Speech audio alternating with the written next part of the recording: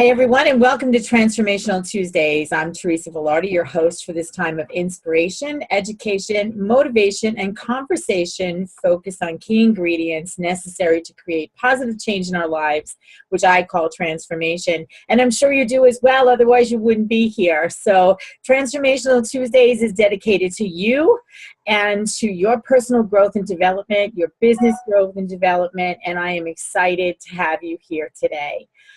For those of you who answered our survey, thank you so much for your participation. For those of you who didn't, please take the time to go ahead and respond to that survey so that we can make some really good changes to this platform. As some of you know from last week, we are going to be having once every 6 weeks, we're going to have a technology conversation. We're calling it Tech Time. And it was really good with Doreen giving us some tools that we could use in order to be able to make our online experience a little easier, a little more productive, a little better all around. So if you did not see that conversation, I encourage you to go ahead to Transformational Tuesdays. The video was up on the first page, and go ahead and watch that so you can learn some stuff that will help you in your online experience. We have today a very special guest that I'm really excited to bring to you today. I know CeCe Espeut for what, 6 years, 7 years, CeCe? I think more like 8. Yeah, it's been some time. She is, aside from many other things, she is an awesome photographer, and she was the person who took my very first professional photo at a WPN conference all those years ago. And then it was so great that we went ahead and did another shoot. And so she's been my go-to girl whenever I can be in the presence of her for her beautiful experience as a photographer. She really captures the essence of people. And I'm sure this has been a journey for you, CeCe, and we're going to talk about part of that journey as part of our conversation today. Let me give our listeners an opportunity to know more about you. I'm going to just go through your bio, so give me a moment to do that, and I'll be, and then we'll start our conversation. So, CeCe is an inspirational speaker, author, and advocate for the civil rights restoration of former inmates. She has spent the last 4 years speaking at drug rehab centers such as Susan B. Anthony Recovery Center and House of Hope on clemency and recidivism. Okay, that was a good one for me. As a former inmate who was granted clemency in 2012 by Florida Governor Rick Scott, and who is in the process of applying for a presidential pardon, she speaks from a place of intense passion and personal experience concerning these issues. CeCe's focus is bringing hope to her audience by telling her story of how strategic planning and goal setting changed her life and can change your life as well, and the lives of the people who listen to her and the audiences where she goes. CeCe gives presentations and leads seminars and workshops on topics related to overcoming adversity and personal growth and development.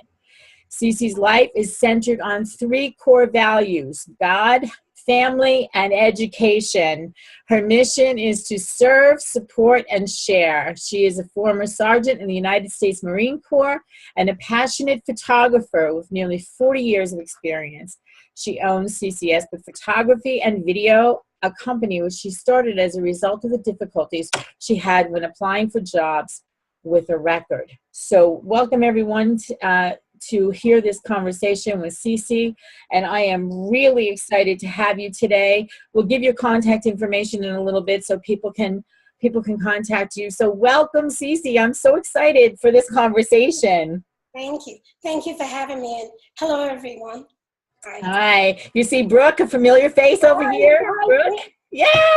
So she's in California now. So we'll talk to her in a little bit. I'm sure it's great to see you. She usually joins us by phone, but let's get started in this conversation. So you took a huge leap of faith in starting your own business. And I talked a little bit about your photography skills a moment ago, but what can we, you know, what can we say about what's the difference between certain things that you said about a presidential pardon? You're looking for a presidential pardon right now, and you got clemency from the governor. What's the difference between getting a pardon, sealing a record, or expunging a record? Talk to me about that. So when you have a criminal background, you can get your record sealed, expunged, or pardoned. Mm-hmm. And to make it very simple, if it's sealed, it's basically bubble wrapped in somebody's basement. So the records can be accessed. Mm-hmm. If it's expunged, it's completely destroyed. Mm-hmm. No one has access to it. And if you get a pardon, it means that when somebody does a background check on you, they will see it, but it will have that statement that you were granted clemency. I see. So I know that this conversation speaks to people who have had things happen in their lives where they have spent some time behind bars. But you know, I want to ask you a question from a different perspective at this point, because many of these people who are on the phone or on the screen or going to listen to this replay do not have this in their background. But we can all be in a prison of sorts just within life itself. So what I'd like to do, CeCe, is ask you, is there something that went on in your life before you actually were behind bars that may have been the catalyst for whatever it was that put you there? Well, my story is a very common one. Mm-hmm. I was a single parent trying to make ends meet. And somebody presented me with an opportunity that I thought I could not refuse. Mm. And not having any guidance for somebody to say, hey, see, you know, there's a better way to do things. You don't have to do this. I made a bad choice. Yes. And it wasn't just one bad choice. It was a series of bad choices over 3 years. Mm-hmm. So I was, according to the judge, me and 30 of my closest friends, you know, we all got arrested, and that's what led me to go into prison. Now, a lot of people think that they don't know anybody who's in that circumstance, or who has an arrest record, or who has a criminal record. But in the U.S., 8 out of every 10 people know somebody who's going to prison, in prison, or coming out of prison. Mm-hmm. But basically, that's like 1 in every 3 Americans has either an arrest record or a criminal conviction. Wow. So it's like a huge problem. Right. Right? And so basically, we all are in some kind of mental prison. You know, if not us ourselves, it might be a husband, a brother, a mother, a child who's going through that situation. Mm-hmm. Mm-hmm. Yeah. Well, that's yeah.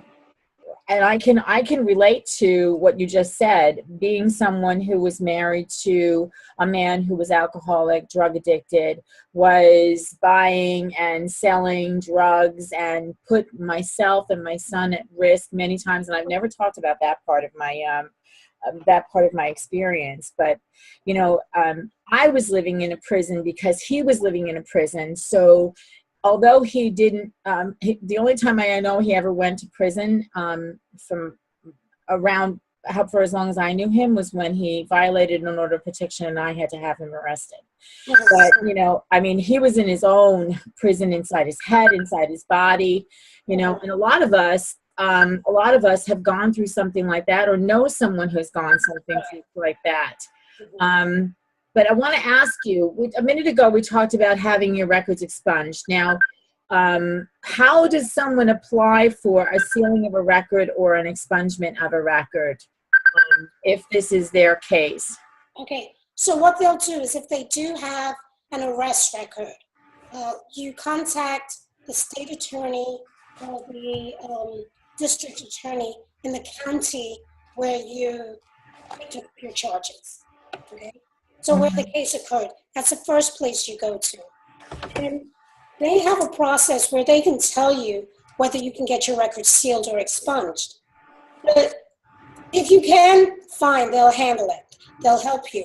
But if you're not eligible, all they tell you is you're not eligible, and they leave it at that. And people don't know that they can apply to have it pardoned. Okay. So, if you don't know, then you get kind of discouraged. You think that there's no hope, but there is still hope. Yes. So, and from that, I want to ask you, for women who have children who have made mistakes and have had the experience of either going to jail or been charged with something that maybe didn't lead to jail time but led to some community service or a parole of some sort or whatever, what do you know about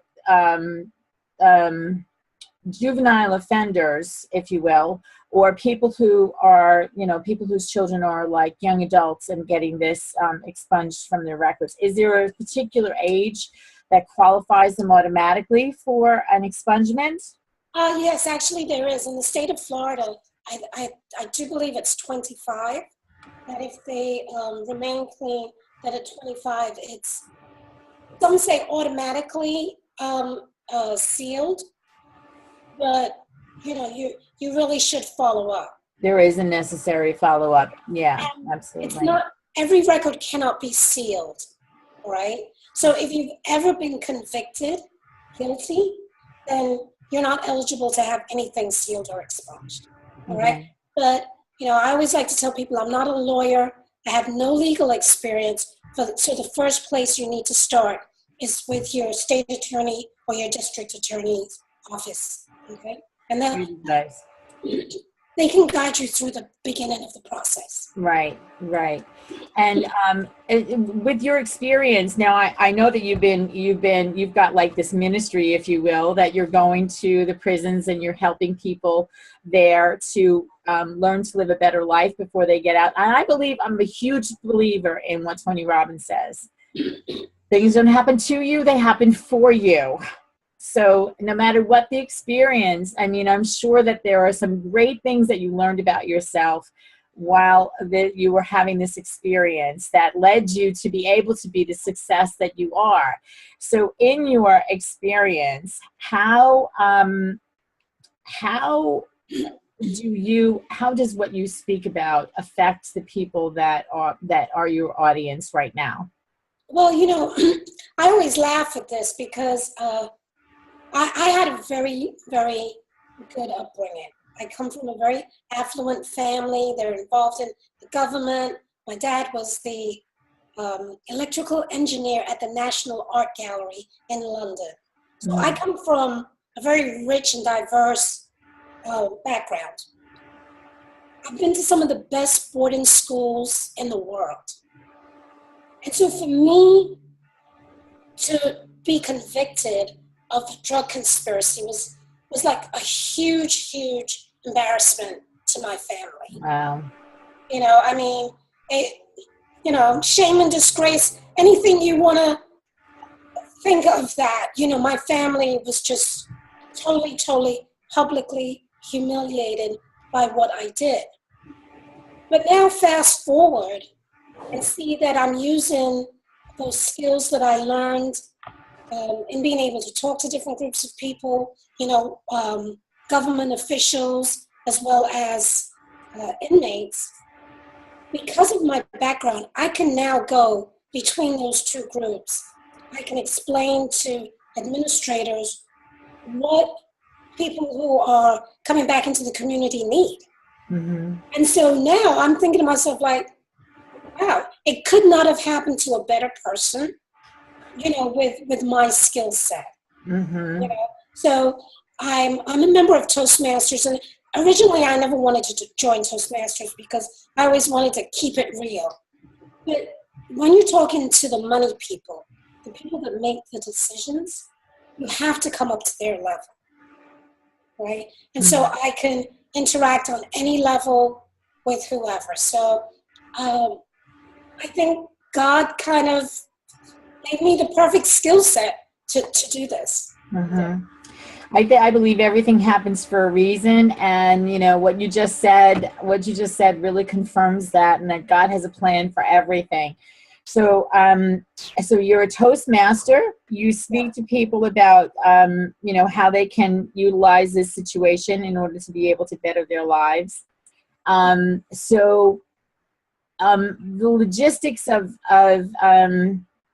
getting started in your own business. What information do you give to people? Because we know that there is a stigma about people who have been incarcerated, regardless of what the offense was. And I know whether you're looking for an apartment, whether you're looking for a job, whether you're looking to do public service of some sort, there's always, you know, there's always that stigma that follows people around. So how do you answer the question that comes on the application on any one of those situations that refers to your criminal history, particularly if you have a felony in your background? Right. How do you answer that question? Okay. And so this is a question that I get asked every single time that I speak. Right? Guys will ask me, so what do I do? And first of all, I tell them to be honest. Mm-hmm. Right? You have to be honest. For me, when I was looking for work, I would say, the F question, how to answer the F question. It's yes, but I was convicted. I'm sorry, but I was granted clemency in 2012 by Governor Rick Scott. And I leave it at that, Mm-hmm. all right? So if you haven't been granted clemency, which clemency and pardon in the state of Florida are the same thing. You got to use that word so people don't really know. They either have to look it up, Google it, or ask you. And then you can explain to them what it means to get a pardon. Mm-hmm. In my case, I just hated answering the question. Yeah. It made me feel uncomfortable. And I'll never forget, when I came home, they gave me 2 weeks to find a job, or they were going to send me back. Wow. And that's that recidivism rate that we talk about, which is extremely hard. Most regular people cannot find a job in 2 weeks. So how can you expect me coming out of prison, with all my baggage, Mm-hmm. to find a job? Mm-hmm. I'll never forget, I got a job in IHOP as a server. And there's nothing wrong with being a server. I just happened to have been the worst server ever, okay? I was like horrible at it. I was dropping food. I couldn't remember orders or anything like that. And one of the other servers was getting married. And she said to me, CeCe, I don't have a lot of money, but I can pay you $500 to shoot my wedding. I very quickly thought, I'm making $3.15 an hour as a server, and I'm not very good. Or I can go shoot her wedding for $500. I'm better off becoming a photographer. And I figured out that if I did one wedding a weekend, I was set. Mm-hmm. So I went down, I got my business license from the tax collector's office. I paid $50. They don't ask you if you have a felony or anything like that. They happily took my $50, gave me my license, and the rest is history. Yeah, the rest is history. So does starting your own business, when you go back to your whoever it is that you speak to and asks you, did you get a job in the last 2 weeks? Do you go back and say, well, I had one, I dropped the trays and I decided to become a photographer instead. Here's my license. Does that qualify you for a job? Yeah. Awesome. Yes. Because they just want to make sure that you're gainfully employed. Got it. Taxes, and that you can pay them. Yeah. So it's all about, can you pay them? So, yeah. So that's what I did. And talent and skill are the new economic currency. All right. And so, whether I have a felony background has no bearing on how good of a picture I take. Okay. If you bake cakes, nobody's going to ask you if you if you have a felony conviction. They just want to make sure that the cake tastes good. Yeah, exactly. Whether you're selling Mary Kay, washing cars, dog walking, whatever you do and do well, make that your new business. That's awesome. Yeah. And you know, here's the thing. One of the things that I want to say here, and you can, I'm sure you can attest to this, if you're following your heart and utilizing the skills and the gifts and talents that you came here with, chances are you're going to find fulfillment and not look to something that's going to put you in a situation where you're going to revisit Right. the cell. You know what I mean? Mm-hmm. Yeah. So That's awesome. absolutely true. So yeah, you say talent and skill are the new economic currency. I love that. And Right. relationships are the new economic, are part of that as well. Relationship building, because now it's all about relationships, and people don't want to do business with you until they know something about you. So building relationships and utilizing those gifts and talents is one of the things. Talk to me about if the possibility, if somebody is, let's say that there's someone who has a dream of becoming a nurse, let's say, gets tripped up, ends up in a situation that's less than favorable, as we are talking about right now, has not completed schooling, or maybe not even applied to go to school. How does this play out in terms of going back to school to get a gainful career that would be right for you? Okay, so I know in the state of Florida, there are like 57 professional licenses that you cannot get if you're a convicted felon, all right? Mm-hmm. I'm pretty sure nursing is one of those. But now, if you can always ask for a waiver, as long as your crime didn't involve, say, drugs or elder abuse or child abuse, something like that, you know, you might be able to get a waiver. So And it depends on the nature of the crime. Right, it depends on the nature of the crime, all right? So say it was like driving without a license or something like that. You probably can get a waiver, okay? And then, you know, a lot of people think that you cannot get funding to go back to school. You absolutely can. There's the Second Chance Pell Grant, you know, that you can apply for. And as long as you've passed 2 random drug tests and completed a drug program, you qualify to get funding for the Pell Grant. But definitely, you know, see if you can get a waiver. Yeah. Right. And now, then there's also the flip side. Do you want to be a nurse and do the actual work? Or do you want to, say, own an agency and hire nurses and send them out? Yeah, that's taking the higher road. Right. So, and I guarantee you're going to make a whole lot more money having an agency and sending them out than you are going to make, you know, actually being a nurse yourself, unless that's just your desire. Right. You know? Right. So let me ask you, in terms of your experience with people who are still inside, if you will, and what kind of skill set training are these people that are allowed to, or given, in order to be able to have what they need in order to be able to survive on the outside? So many times I see, and I've watched this, somebody in my circle has, a distant circle, a young man has consistently gone, it comes out, lasts a little while, goes back in, you know, does something to get back in. And there are these people who just cannot survive in a social environment outside of the one that they have experienced while in prison. So what kind of skills do they teach in order for people to live on the outside? And what percentage of people have you experienced? I know this is a loaded question. Have you experienced that do what I just described? Well, you know, funny story. When I was released on April 1st. Mm-hmm. You know, they just basically opened up my cell door and said, "Hey, Your time's up, go with God. And first of all, April 1st, I thought they were playing. April Fool's joke on you. I really did. I really did. But as I was stepping through the gate, as the gate opened and I stepped through, there was a guard right there on the other side. And she said to me, "See you soon."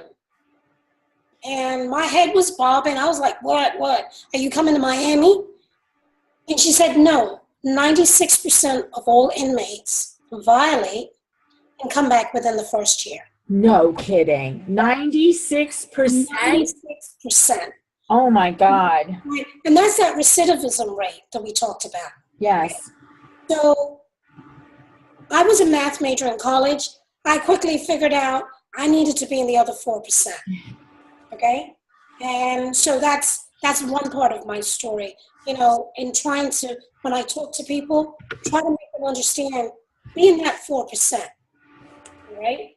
Now, I'm lucky enough that when I go into the jails or prisons, I'm talking to people who have access to different programs.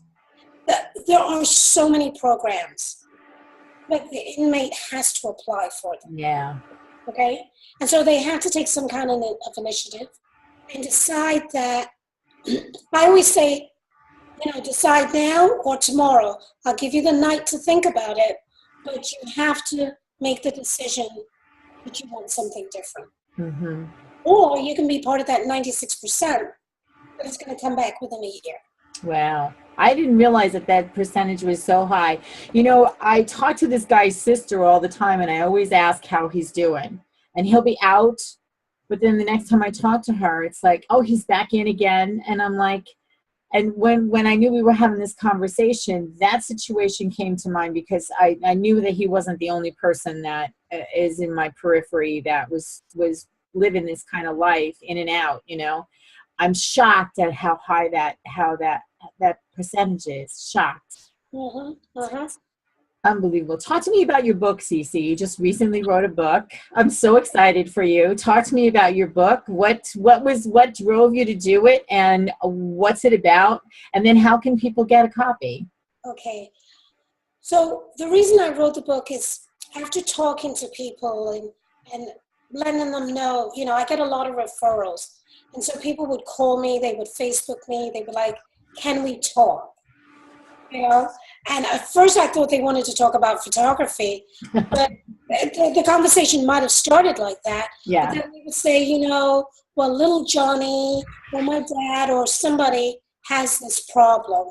You know, they went to prison this weekend. You know, they spent the weekend in prison. And I was like, what? Like, no, they didn't. They were in jail. And so I was spending a lot of the conversation just educating people on the different terms. Mm-hmm. You know, the difference between jail and prison, the difference between sealing, expunging, and clemency. Mm-hmm. And so I wrote a very simple ebook.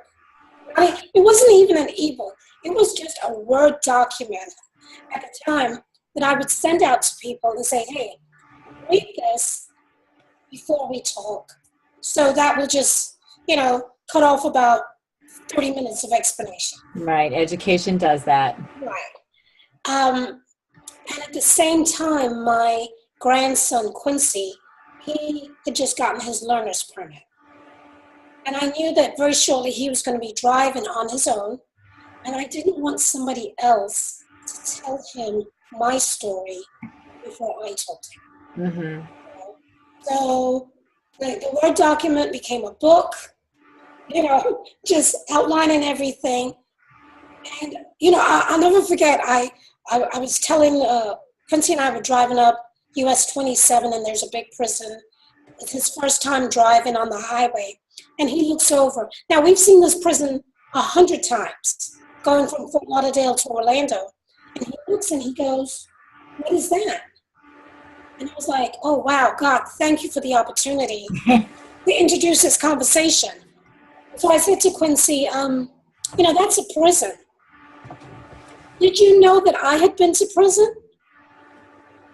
And he got very quiet. And he goes, no. And we drove a couple more miles. And he looks at me and he goes, "Are you ever going back?" And I was like, "No, I promise you, I'm never going back to stay." And typical teenager, he was like, "Oh, okay." And that was it. So, here it is. I wrote this book, 135 pages of this explanation. And in 30 seconds, he got it. He just wanted to know that I wasn't going back. But out of it, I got a book. So, Well, there you go. So what's the title of the book? okay, so the book is called The Florida Clemency Guide, and it's on Amazon. I have a copy of it here. So, Yes. Awesome. I love the maze. I love the way that you have the maze on there, because without some guidance, that's what you end up doing, finding your way around the maze. Yeah, I love that. Called The Florida Clemency Guide. Every state is different according to their laws. So the plan is to do a book for every state. Good for you.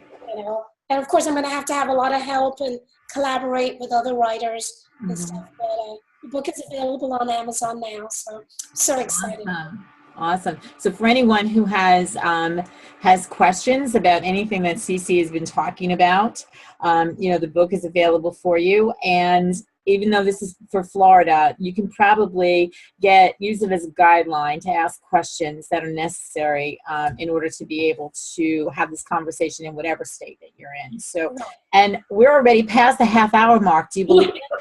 So I am going to ask anyone, if you have any questions, if you are on the video, you can just raise your hand or click that little button that says, Brooke.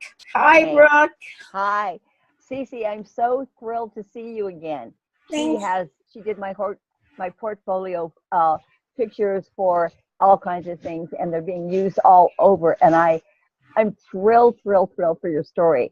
And I do want to connect with you because I've got someone who's actually teaching in prison, in the prison system in Atlanta.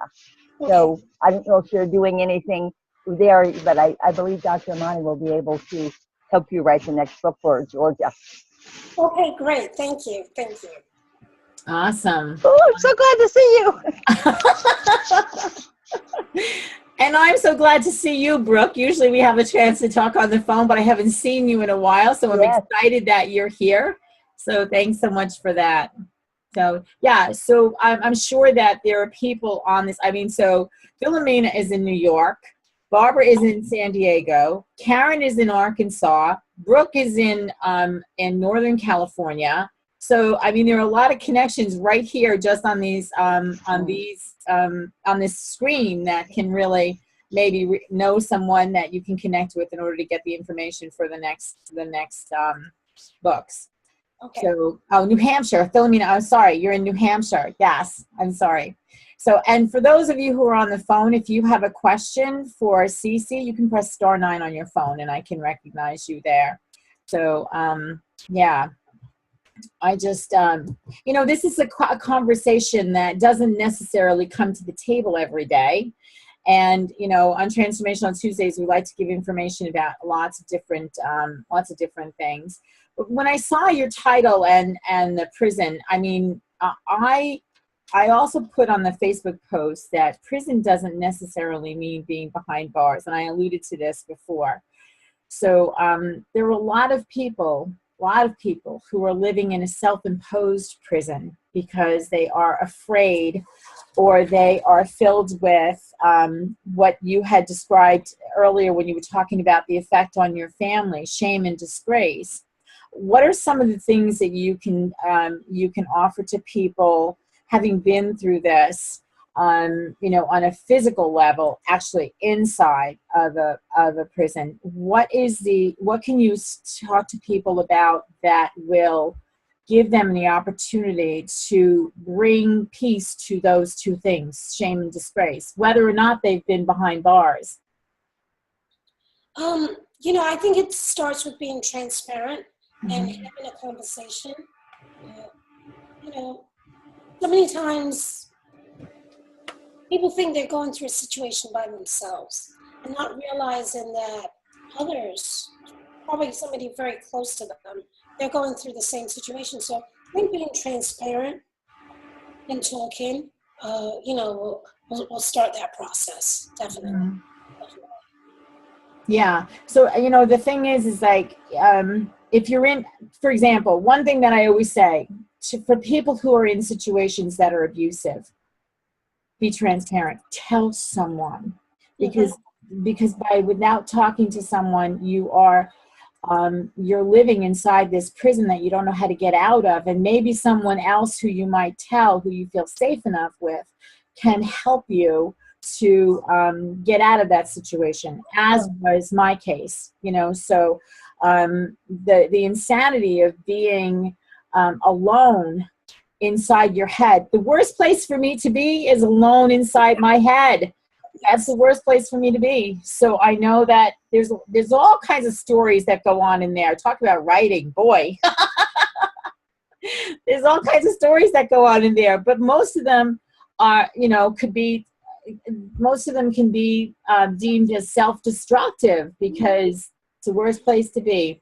Philomena says, what positive habits can prisoners start before their release date to prepare them for the change of mindset that we're just talking about now, and better odds of being the 4% that stays free? Journaling. I'm a huge fan of journaling. And this was a game that my kids and I used to play years ago, like 20 years ago. And I tell inmates about this now. What would you do if you only had 6 months to live, and time and money weren't a factor, and you had the full support of your family? Write it down. Journal about your hopes, your dreams, what you want life to be like. And use colorful words.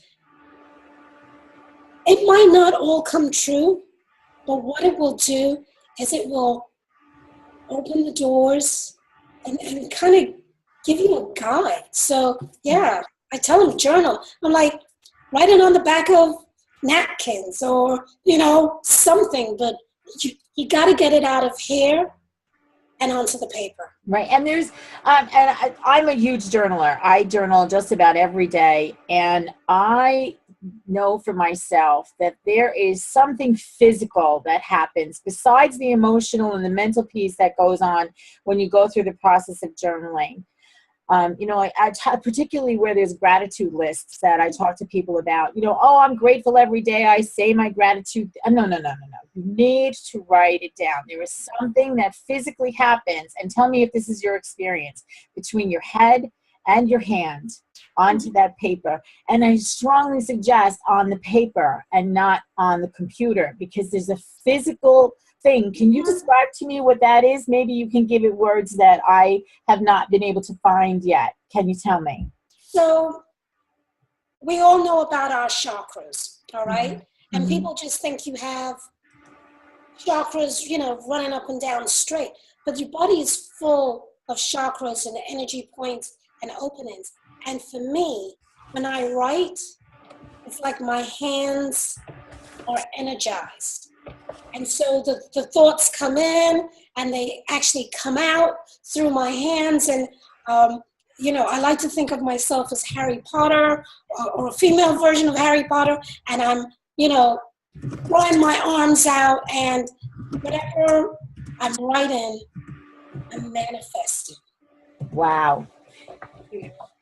Yeah, it's an energetic thing. It's an energetic thing. The chakras, for those who don't know, they're energy centers in your body. They start at the top of your head. They end at your root chakra, which is the base of your spine. And the energy flows into the ground or up to the heavens. And the best way of, it says, Harry Potter, the remolder of life. I love it. Barbara, I'm going to open your line for you in a second here. I just, I love what you just said, CeCe. And sometimes, I don't know if you've experienced this, but there are times when if I allow myself to allow whatever emotion comes through me, there are times when I'm crying and the paper is water stained or whatever, or I'm laughing uncontrollably, or I'm angry and I'm scribbling. Whatever the emotion is, it seems to get a release that I wouldn't have been able to get any other way. And the other thing is, sometimes it's a spiritual experience for me, because sometimes I have automatic writing experience as well. Have you experienced that? Oh, absolutely. Yeah. Absolutely. So, quick funny story. A lot of people are asking me for a facilitator's guide for the book so they can teach it to groups. Mm-hmm. So the other night I'm sitting down and I'm really struggling. I'm trying to write out how to teach the material. It's not working, so I put my notebook on the bed and I go to sleep, and I'm a little irritated with myself. Next morning I get up and I'm flipping through to try and find the last, a clean page. I turn to a page back in November, and there is the whole facilitator's guide written out. I didn't even remember I wrote that. See that? Just remember. So old age or automatic writing. Testimony to journaling. Testimony to journaling. Barbara. I'm sure Barbara Yeager out of San Diego. I'm sure that was automatic writing, CeCe. Oh, yes, good answer. When I go back and I see that and I'm like, oh my God, did I write that? Because it's usually really good. And they're all like, oh my gosh, that's fantastic. Automatic writing. Automatic. The writing instead of the typing, because here's the thing. Somehow the hands keep the mind busy, so the ego stays out of the picture so that the heart can speak. And that's why writing is so powerful when you actually have a pen and a paper, because you don't want that ego talking. So ego thinks, oh, look, she's just writing, everything's safe, I can just cruise. And so then your heart can speak, because your heart's kind of like it's better than your brain. The brain is, keeps track of everything, but the heart is really where all the feelings flow through. And that's what comes out on the paper. And so that's what's really, because, it creates this amazing transformation that is not filtered through or bothered by what your ego is talking about. So there's no editing or anything. That's why it can come right out into the heart. So, you know what? That was just so beautiful what you just said. So you're saying that the writing keeps the ego busy? Quiet, so that your heart can flow. Wow. I mean, that is just so beautiful. Anyway, I got to say, if you want me to help you with the California piece, I'd be happy to. As a former corporate attorney, I think I got you covered. Okay, cool. See that? And Philomena also put in here that she has a connection for you in New Hampshire. So, CeCe, because of the fact that these women are going to be wanting to make a connection to you, what is the best way to contact you, the best email? And I don't know if you want to give your phone number, but definitely your email. Okay, so my email is CeCe, which is CeCe at I speak in prisons with an S.com. So CeCe at I speak in prisons.com. Okay. And awesome. so here's the thing. Somebody suggested that I look up the 5 states that have the most violent crimes and, do those books next. I bet you none of you can tell me what is the number 1 state in the U.S. with the most violent crimes. I'm going to say Illinois. Nope. Really? Nope. And it's not New York. It's not Georgia. It's not Texas. Okay, so I'm sitting on the edge of my seat now. I want to know. Go ahead. Spill your guts. It's actually Alaska. No. Mm-hmm. Mm-hmm. They consider shooting a bear a violent crime? Well, I don't know. Maybe because they have so many guns and stuff, but for the number of people, they have the most violent crimes. Capita. Most violent crimes per capita. Okay, got it. Mm-hmm. Like, oh, wow. That, I'm shocked. Yeah. I'm shocked. I will not be doing Alaska next, just so you know. Okay. It's too cold. Brooke asked about Mississippi. Nope, didn't even make the the top 5. Didn't even make sense. So what are the other 4 that are in the top 5, just for curiosity? Well, I know Florida is number 6. I think it's Maine, New Mexico, and Massachusetts. Yeah. You know, it's interesting. Maine and Alaska, I'm thinking snowfall, having to spend a lot of time alone inside and just like breaking loose and letting it all out at once. Is that one of the factors? Right, and being inside their heads. stuck inside their head. Yeah. Mm-hmm. Well, they call that cabin fever or something. Yeah. Yeah, definitely. Barbara, again. To mention, go ahead. not to mention how dark the days are there for so long. Yeah. Absolutely, yes. I want to say, CeCe, I just love your spirit. And I love the fact that you never take no for an answer. I can just see it. Because when you show up, so it's interesting. If somebody were to say to you, well, I don't know what I should do, I have a feeling that you give them a list of 4 things that they could do right away. And mostly it's get out of your own damn way. Right. And that's the power of the message that you have, which is so amazing. I just love it. I never know when I get on Transformational Tuesdays what will light me up, but we could totally be the best of friends, because I'm going to tell you, I believe in the personal power of everyone, and everyone's got it, and you know it, and you've lived it, and you are showing everyone how to step into that personal power. And that's an amazing gift. So thank you for the work you do. Yeah. They're beautifully said, Barbara. Beautifully said. Brooke, go ahead. Oh, I am from New Mexico, and one of the big issues in New Mexico is the Indians and their alcohol inability to handle it, and that was huge. That probably a lot of those violent crimes do come from the tribals.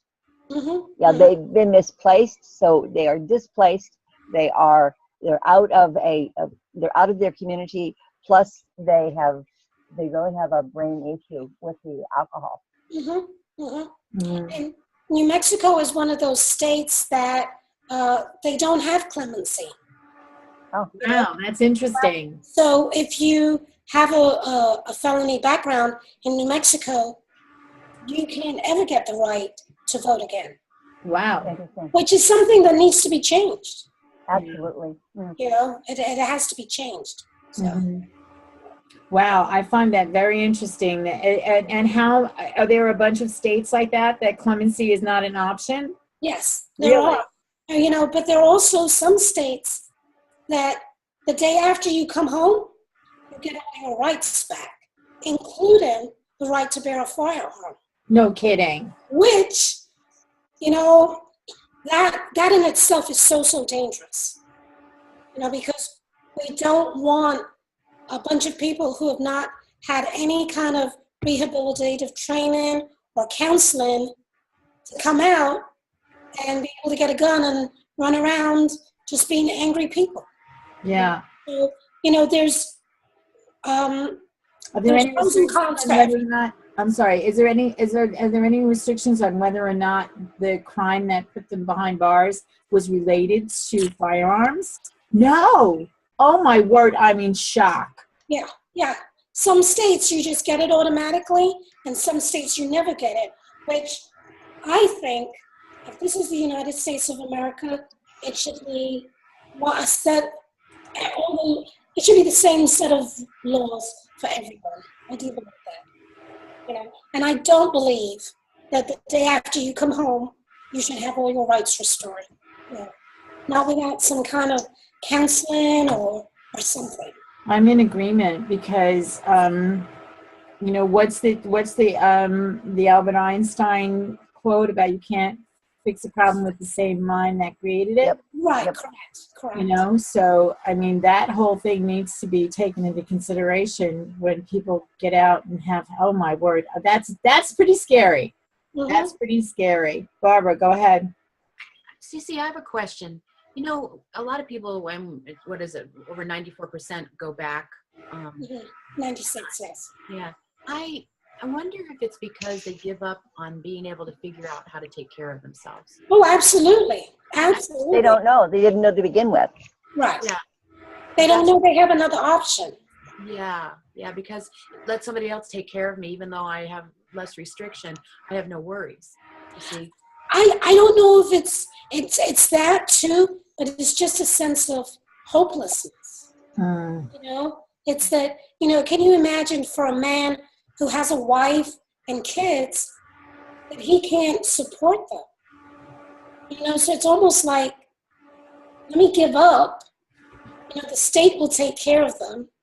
You know, my wife will find a new husband, and I'll just go back. So how many people do you see, this brings up a good question, how many people do you see that you talk with in your, I'm going to call this a mission and a ministry, how many people that you talk with are in that victim's mindset? Now, because I'm here, okay, they created the problem themselves, and now they've got this victim mindset, and I can't this, and I can't that, and I don't want to this, and I blah, blah, blah, and they get that negative thing going on inside their heads. How many people that you see will do just that, find another way to be back there so that they can free up their family from the insanity of who they are? How many people do you see that go there? You know what? I'm going to say like 98% when I start the conversation. Mm-hmm. When we start the conversation, oh yeah, they're all there, especially the men. They're all right there. My job is to show them that it doesn't have to be like that. Amen, sister. And sometimes it might take 2 or 3 times me going back into that facility and seeing them, you know. But by the time everything is said and done, you know, they see the possibility. So that's what I really see as my job. I'm glad that you said that. So you bring a light into the darkness. Brooke had to go. She says goodbye, everybody. But you bring a light into the darkness of the insanity in these minds of these people who are stuck on that hamster wheel of negativity, which is awesome. It's just really awesome. You know, I want to go back to the conversation because Karen had a good point. Karen Mayfield, my beautiful friend and founder of Wake Up Women, we were talking about journaling. You know, a lot of times we'll write something on Facebook and it'll come up as a Facebook memory, and she'll get one and she'll read it and say, now that was pretty good. You know, so I mean, I've experienced that myself. Wow, did that thought come out of me? Or, you know, whatever the case may be. And sometimes I do them on Facebook. When I wrote something this morning on Facebook as a response to something about the insanity that's going on about, and this is something that is just in general. People tend to go to the negative space before they go to the positive space. That's why we need people like you, CeCe, and Philomena, and Karen, and Barbara, and whoever else is listening to this call. I can't see all of your names at this point, so forgive me if I didn't mention you. Excuse me. And have this transformational conversation of negativity to positivity. I mean, Karen and I are just getting ready to launch something about prayer for peace, because, you know, this is something that is really, and you just said it, Karen, is a self-imposed prison that we put ourselves in, and we need to expunge that from our heads. Well said, Karen, well said. So here's the thing. You know,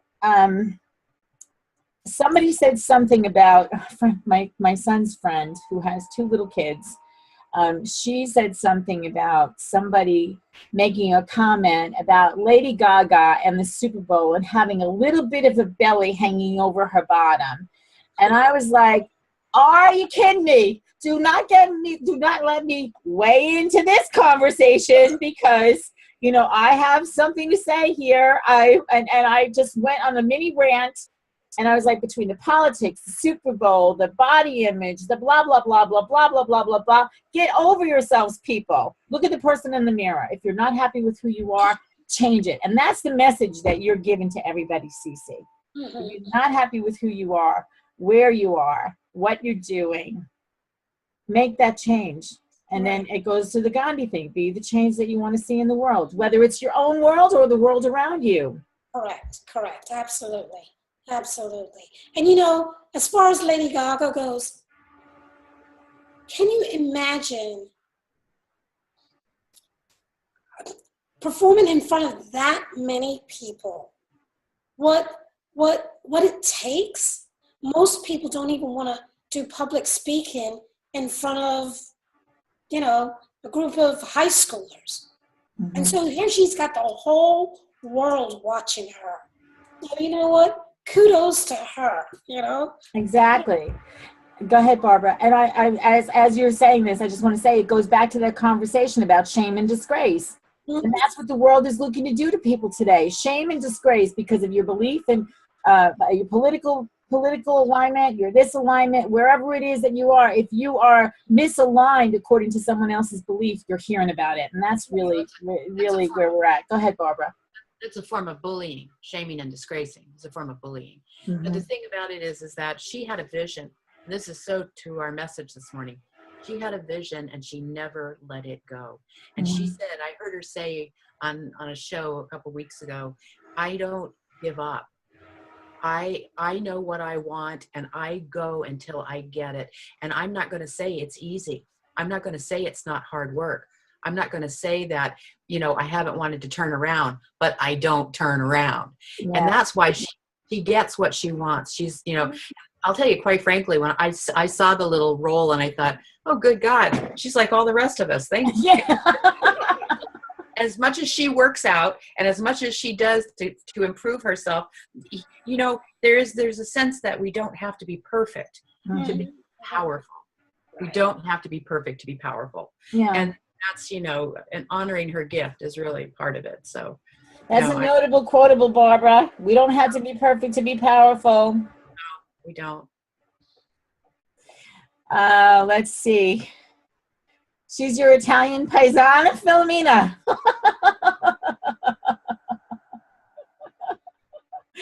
See, Karen says we need to learn the secret of debating rather than berating. Mm-hmm. You know? So, oh my goodness, this has been an incredible conversation. We are at the top of the hour already. No, see what CeCe you did. You got it all, bringing it out in all of us. Thank you. I have the most amazing friends. This is what I call a fixer. When fixers show up, things just get better. I also call them healers. But when you show up, things just get better and more interesting. Mm-hmm. You just have this great aura about you, and you bring it out in everybody. So thank you. Thank you. Yeah. Karen, you sent me something else, and we covered that, I think. Yeah, Karen's text messaging me. I don't think she has a microphone on her computer, so she's text messaging me on the chat and on my phone, and I'm like, okay, who else is doing that? So, oh, there I went. Oh, I just figured out how to unmute. Oh, that's too dangerous. To hear your voice. So let's see here. Change your thoughts, change your life, accentuate the positive, eliminate the negative, and don't mess with Mr. In-Between verse in an old song. Interesting. So yeah, it's true. CeCe, you have brought such an incredible conversation. You know, at first I was like, how am I going to approach this? And it was like, it just went so perfectly. It was so perfect. You know, and here's the other thing too. There's a stigma that people need to let go of in this conversation. You know, the right wrong conversation, the good bad conversation. Everything is what it is. It is an opportunity for learning and is an opportunity for growth. And going back to the Tony Robbins, this does not happen to you, it happens for you. I'm sure that it was not a great experience, but if your business was birthed out of this, to be able to meet a qualification that you had to meet in order to be able to keep your freedom, well, God bless you. And that's what this is all about, you know, using our gifts and talents to make the world a better place to live. And whether you've been behind bars or whether you've been behind bars in your own mind, we each have a story to tell. And thank you so much for telling yours, CeCe, and for helping others to tell theirs. I really appreciate you. And give your information again so people can get in touch with you. I typed it into the chat, but for those people who are on the phone still, let's give them your email address again. Okay, so my email address is cece@ispeakinprisons.com, or you can always find me on Facebook. Awesome. CeCe Espeut. Right, correct. All right, I want to thank you so much again. And for everyone who joins me, thank you so much for being here. Watch for the replay to come in your email, the audio replay, the video replay. Karen, are you saying goodbye or are you wanting to say something? She's saying goodbye, everybody. Okay, so watch for the video replay on transformationaltuesdays.com. Be sure to subscribe to our YouTube page. All the conversations are there. And the replays are available on transformationaltuesdays.com. And until next time, thank you all for joining me. And throughout the week, enjoy traveling what I like to call the transformational trails of life. Thank you, everyone. Bye.